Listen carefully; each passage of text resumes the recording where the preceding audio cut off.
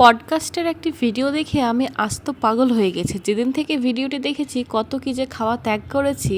একজন ডাক্তারবাবু যখন নিজেই বলেন প্যাকেটের দুধ খাওয়া ভালো না, ব্রেড খাওয়া ভালো না, চিকেন খাওয়া উচিত না, কোলগেট দিয়ে ব্রাশ করা ঠিক না, সেদিন থেকে অনেক কিছুই অ্যাভয়েড করার চেষ্টা করছি। তবে সেটা ভীষণ কঠিন হয়ে দাঁড়িয়েছে, কারণ এইসব জিনিসগুলি সকাল থেকে রাত্রি পর্যন্ত আমাদের জীবনের সঙ্গে ওতপ্রোতভাবে জড়িয়ে রয়েছে। যে খাবারগুলো বাচ্চাকে সেই ছোট থেকে খাইয়ে আসছি, সেই খাবারগুলোর যে এত সাইড ইফেক্ট সেগুলো জানার পরেও এখন আর মন চাইছে না ছেলেকে সেই খাবারগুলো খাওয়াই। যেমন কি দুধ আর ব্রেড, যেটা ছেলেকে খাওয়ানো একদমই বন্ধ করা হয়েছে। সকালের টিফিন বা স্কুলের টিফিনে ছেলেকে কি দেওয়া যায়, সন্ধ্যায় ছেলেকে কি খাওয়ানো যায়, সেটা ভীষণ মাথা ব্যথার একটা কারণ হয়ে দাঁড়িয়েছে।